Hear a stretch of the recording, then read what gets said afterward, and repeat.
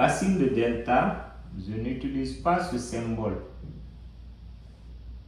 Parce que je suis dans R, je n'utilise pas ça. Les équations du second degré, la forme dans R, c'est ax carré plus bx plus c. Ici, on utilise beaucoup plus z, az carré plus bz plus c égale à 0. On précise que a est différent de 0 parce que lorsqu'il est égal à 0, on revient avec une équation du premier degré. Maintenant, pour résoudre ça, comme dans R, on peut utiliser le discriminant delta dans C aussi. On peut utiliser delta qui est égal à b carré moins 4ac. Donc on peut utiliser delta, ça veut dire que ce n'est pas seulement delta, il y a aussi autre méthode. Les identités remarquables, c'est possible. Seulement, il y a deux cas possibles ici. Il n'y a que deux cas, pas trois cas.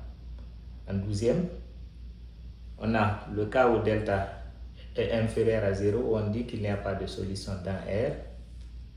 Le cas où delta est égal à 0, une double solution. Et le cas où delta est supérieur à 0, deux solutions qui sont distinctes.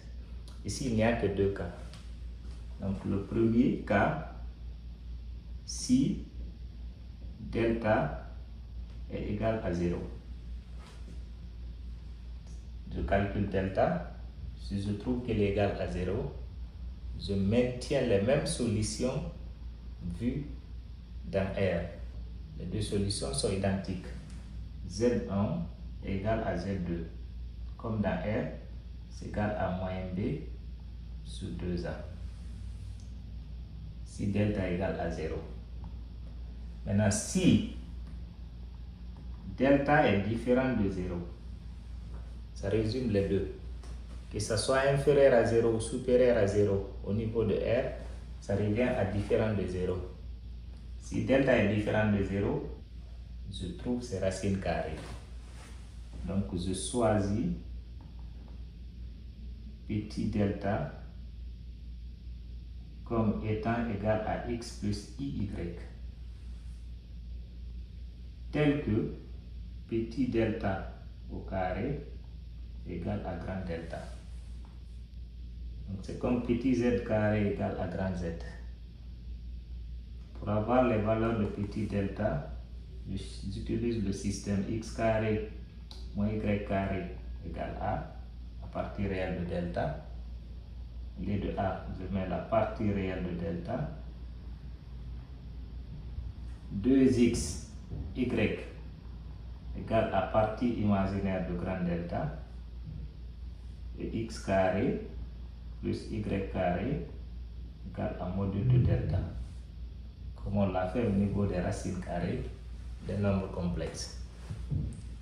Maintenant, les deux solutions distinctes seront Z1 et Z2. Les deux solutions distinctes sont, comme en 12e, comme dans R, moins B, moins. Racine de delta, je n'utilise pas ce symbole. Parce que je suis dans R, je n'utilise pas ça. Mais je sais que racine de delta représente petit delta. Racine de delta égale à petit delta. C'est celle-là qui est admissible avec C. Et non celle-ci. Donc ça fait moins B moins petit delta au lieu de ça. Sur 2A. La deuxième, moins B plus petit delta sur 2A. Donc il n'y a que deux cas possibles. Si delta égale à 0, si delta est différent de 0.